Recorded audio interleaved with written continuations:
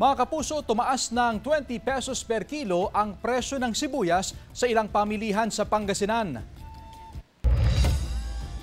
Kaya problema rin ng mga negosyante ang mga tumutubo ng sibuyas dahil sa katagalan sa imbakan. Makibalita tayo live kay Jasmine Gabriel Galban. Jasmine? Chris, tuloy-tuloy ang monitoring isinasagawa ng Department of Agriculture sa presyo at supply ng sibuyas na ibinibenta sa mga pamilihan sa probinsya ng Pangasinan.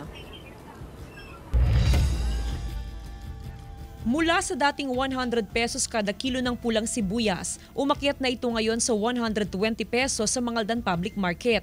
May ilang pwesto na aabot pa sa 130 pesos ang kada kilo ng red onion. Tumaas din ang presyo ng puting sibuyas na mula sa dating 60 pesos per kilo ay mabibili ngayon sa 80 pesos.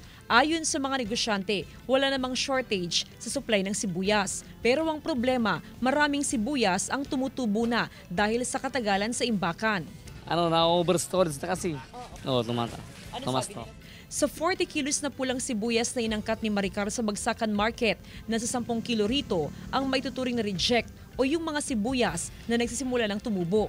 Hindi na rito mabebenta pa sa maayos na presyuhan, kaya para hindi malugi ang mga negosyante ay nagtataas na lang sila ng presyo para mahabol ang pagkalugi sa mga reject na sibuyas. Oo, mahirap linisin yan, madam. Tapos nire-repack namin ng madami. Apektado ang mga consumer sa pagtaas sa presyo ng sibuyas. Tipid-tipid, one half lang.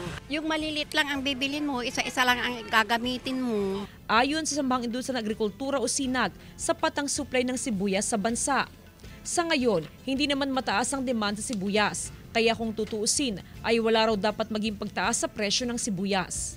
Yung puti will last up to August, yung pula up to December. Chris, dito naman sa Malimgas Public Market sa lungsod ng Dagupan na isa patang supply ng ibinibentang sibuyas.